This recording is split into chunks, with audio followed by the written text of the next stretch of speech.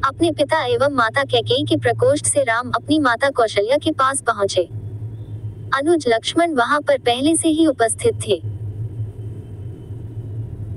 राम ने माता का चरण स्पर्श किया और कहा, हे माता। माता कैकेयी के द्वारा 2 वर मांगने पर पिताजी ने भाई भरत को अयोध्या का राज्य और मुझे 14 वर्ष का वनवास दिया है। अतः मैं वन के लिए प्रस्थान कर रहा हूँ। विदा होने के पूर्व आप मुझे आशीर्वाद दीजिए। राम द्वारा कहे गए इन हृदय विदारक वचनों को सुनकर कौशल्या मूर्छित हो गई। राम ने उनका यथोचित उपचार किया और मूर्छा भंग होने पर वे विलाप करने लगी। उनका विलाप सुनकर लक्ष्मण बोले, माता, भैया राम तो सद्गुरुजनों का सम्मान तथा उनकी आज्ञा का पालन करते हैं। मैं समझ नहीं पा रहा हूँ कि मेरे देवता तुल्य भाई को किस अपराध में ये दंड दिया गया है। ऐसा प्रतीत होता है कि वृद्धावस्था ने पिताजी की बुद्धि को भ्रष्ट कर दिया है। उचित यही है कि बड़े भैया उनकी इस अनुचित आज्ञा का पालन न करें और निष्कंटक राज्य करें।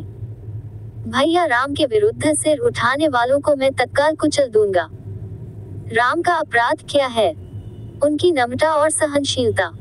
मैं प्रतिज्ञा करता हूँ कि यदि राम के राजा बनने में भरत या उनके पक्षपाती कंटक बनेंगे तो मैं उन्हें उसी क्षण यमलोक भेज दूंगा।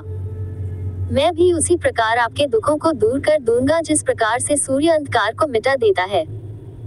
लक्ष्मण के शब्दों से माता कौशल्या को ढांढस मिला और उन्होंने कहा, पुत्र राम, तुम्हारे छोटे भाई लक्ष्मण का कथन सत्य है।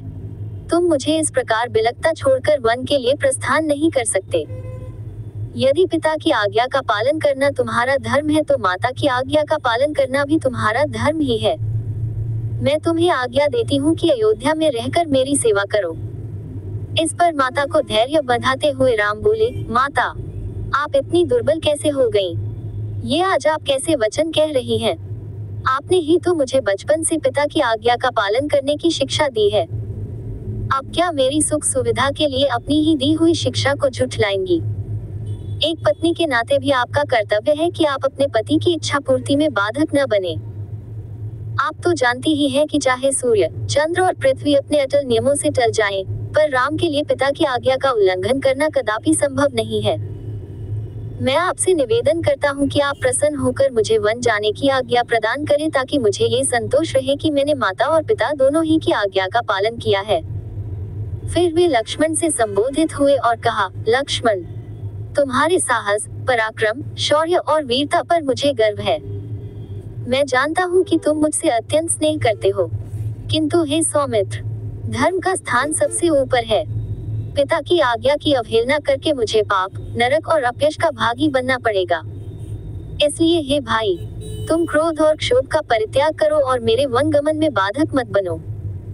राम के दृढ़ निश्चय को देखकर अपने आंसुओं को पोंछती हुई कौशल्या बोली, वत्स, यद्यपि तुम्हें वन जाने की आज्ञा देते हुए मेरा हृदय चूर चूर हो रहा है, किंतु यदि मुझे भी अपने साथ ले चलने की प्रतिज्ञा करो तो मैं तुम्हें वन जाने की आज्ञा दे सकती हूँ।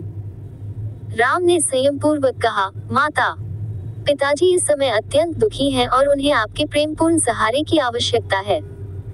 ऐसे समय में यदि आप भी उन्हें छोड़कर चली जाएंगी तो उनकी मृत्यु में किसी प्रकार का संदेह नहीं रह जाएगा। मेरी आपसे प्रार्थना है कि उन्हें मृत्यु के मुख में छोड़कर आप पाप का भागी न बने। उनके जीवित रहते तक उनकी सेवा करना आपका पावन कर्तव्य है।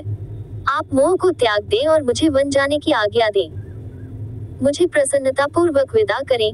मैं वचन देता हूँ कि 14 वर्ष की अवधि बीतते ही मैं लौटकर आपके दर्शन करूंगा।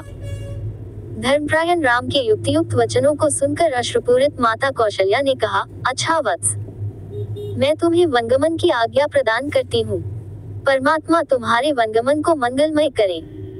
फिर माता ने तत्काल ब्राह्मणों से हवन कराया और राम को हृदय से आशीर्वाद देते हुए विदा किया।